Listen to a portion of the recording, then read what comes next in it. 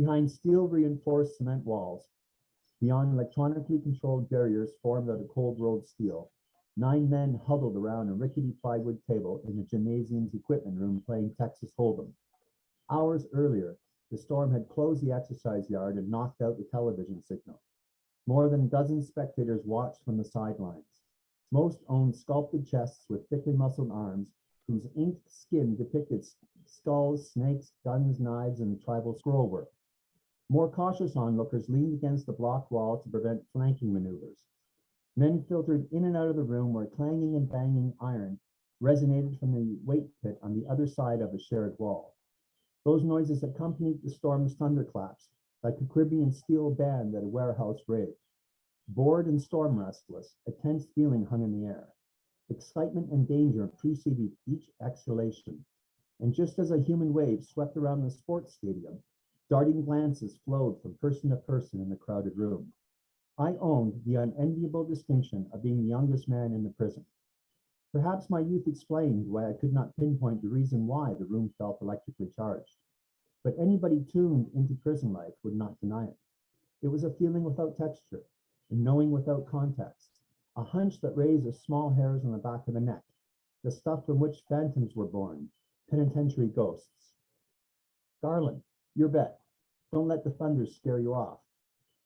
You got to go for hit and miss, Bill. Heard the commissary started selling Depends. Bill served a double life sentence for murdering his wife and the guy she was screwing when he returned home to pick up a forgotten prescription for a misbehaving prostate. The corner of Bill's mouth twitched toward a grin before his poker face reasserted itself. I considered my cards. Not much to look at. Perhaps I could bluff. 2 heartbeats passed and I dismissed the thought. I was new to prison life. A fresh fish without prison cachet, which might be a strategy later, but not now. Distorted and cracked, the public address speaker spat out, 5 minutes until movement, 5 minutes. Every hour on the hour, for 10 minutes. Prisoners could move from their cells to the gymnasium, to the library, to the barbershop, and to the chapel. For the other 50 minutes, heavy steel gates and electronic doors remained locked tight. Loud, booming thunder clashed. Color drained from my face and my heart shook, an evolutionary response to unexpected loud noises.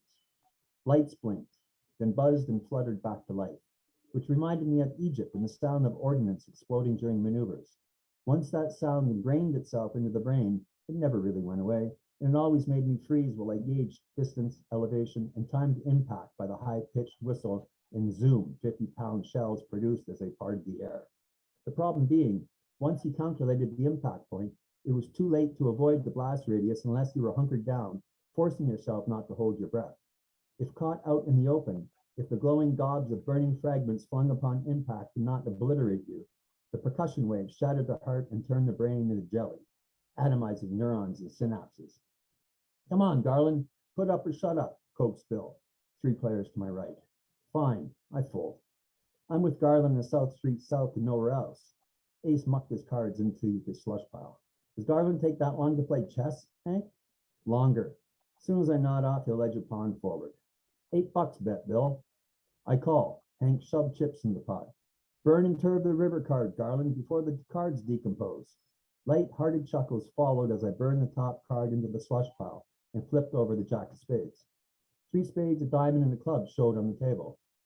Hank sat across from me, close enough for me to witness his right eyebrow dip, just for an instant.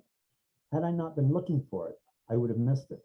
That was his tell, an unconscious signal he had made a hand. Stalling between bets let me establish baseline behavior. Deviation from the baseline might be a tell. Movement behind Hank caught my attention. The person's carriage, the way he moved from one position to the next triggered my scrutiny. Using peripheral vision, I sighted Scott. He was serving a scruffy 5-year bit for armed robbery. 5 years rarely warranted maximum security placement, but Scott's robberies contained violent pistol whippings that inflicted deep and ugly scars on faces and skulls when cashiers, clerks, and bystanders hesitated to follow his orders. Parented by an alcoholic father unable to hold down a job, and a heroin-addicted mother who regularly banished him to his room when she brought tricks home, Scott began his criminal career siphoning gasoline to buy clothes and food. Caught in an endless circle of booze and drugs, Scott awoke to slaps and pinches at breakfast with punches and kicks at bedtime. Lower City hardscrabble raised on portions of ugly and weaned on meat. Scott broke his teeth dealing nickel bags of pot, moved into petty thieving, break and enter, switched to mugging, and then the predictable graduation into the big leagues via armed robbery.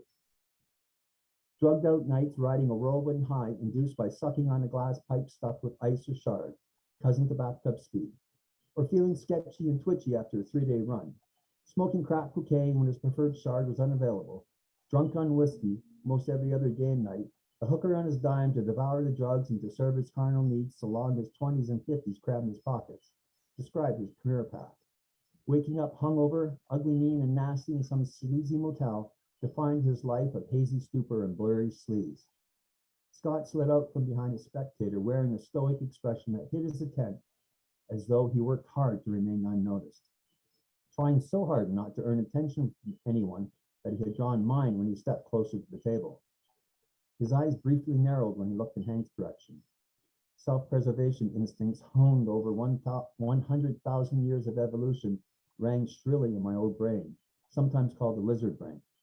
Scott's hunting behavior put my body into alert mode. Deep down, an ancient feeling of self-preservation waited to act. Check to you. Pot odds, announced Hank. 45 bucks. I call, replied Bill. Read 'em and weep. Set of Johnnies out for a night in the town. Trip Johnnies. Ouch, that's a nice hand, noted Hank before revealing a spade flush. Just not as nice as my Alabama whorehouse. Bill moaned his loss. Ace, who sat on my left, nodded knowingly. Hank reached out with both hands to rake in his winnings. Movement caught my eye. Aluminum baseball bat smacked Hank on the top of his head. Blood sprayed the table, splattering the front of my shirt. Spectators closest to the event cleared gladiator space around Hank and Scott. Most men immediately evacuated the room, bumping shoulders on the way out the door, scurrying out of sight quicker than prairie dogs dodged the diving hawk. Scott reloaded. Cocked above his head, two-handing it, the bat descended. Skin and hair folded around the bat's metal contours as it sank past bone and into the brain matter. Catastrophic pressure on Hank's eyeballs forced them to flare and to bulge, now flashed with crimson and blue veins, stretched to capacity, now beyond, bursting and squirting ocular jelly to join blood and brains splatting the table with a sickening ulch, like a boot pulled from wet mud. Ace grabbed my collar and jerked me backwards.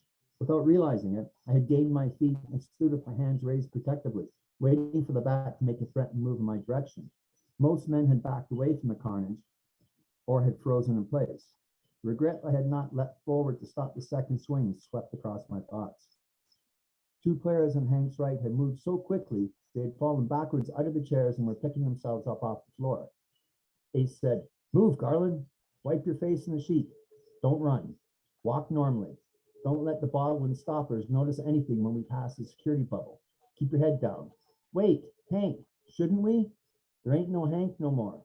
Unless you want to catch a court case, keep walking. Deep 60 shirt down the shitter when we hit the range. Even if the Bulls call a lockup, hustle into the shower. We got 5 minutes before they do a punch." Ace walked on my left, shielding my body, my bloody shirt, as much as possible from the ever-present cameras. Guards wearing .38 snub-nosed revolvers staffed security bubbles behind thick safety glass, where they scrutinized control boards crowded with blinking red, green, and amber lights. Other guards eyeballed prisoners, scanning them for bulges that may indicate a weapon. Mostly they looked for prisoners wearing big green winter parkas in the summer, anything out of the ordinary. Creativity played a nearly non-existent part of their job description unless it pertained to keeping themselves amused, sitting in a chair, pushing the same 7 or 8 buttons 40 hours a week. Prisons often hired male staff for their size, although staff recruiters denied that accusation, claiming education and temperament, not physical attributes, were preferred traits. And the Easter Bunny delivered chocolate eggs to prisoners. Our knot of flesh flowed past the security post without raising alarm. There were men in front of us, more behind. Blood and jelly stained my shirt. Bill took point, running interference to make it difficult for anyone to sight my bloody front. We entered a long hallway. Lightning x-rayed the air, burning through it. Deafening thunder pealed, knocking out lights. When they started back to life, we had turned another corner and had stepped onto the living range. "Lock up," ordered the public address. "Emergency count. All prisoners immediately return to their cells. Emergency lockup." Men hustled cell to cell, gathering packages of Mr. Noodle, cans of tuna purchased from the prison canteen, any food they could lay hands on. Others traded girly magazines and pocketbooks to endure 24-hour isolation in a 7 by 10-foot cell for who knew how long, while the authorities investigated. The prison could be locked down for weeks, forcing men to take bird baths in the cell's stainless steel sink that may have held half a gallon of tepid water. Engaged with the routine rigmarole of prepping for lockdown, no one paid attention as I slid into the shower after flushing my shirt down in an institutional strength toilet that would swallow a small village and not burp twice. As shampoo poured into my hand, I saw Hank's eyeballs bulge. Though I had served 3 years in the military, witnessed bloody spectacles and broken bones, I had yet to witness close-up, cold-cut violence. I'd never felt the adrenaline rush that ignited every synapse and nerve in the brain and body, which heightened the smell, sight, and hearing. Never experienced the violent indecision that tried to freeze limbs and cogent thought. Damp, wet, crumpled bed sheets wallpapered my skin.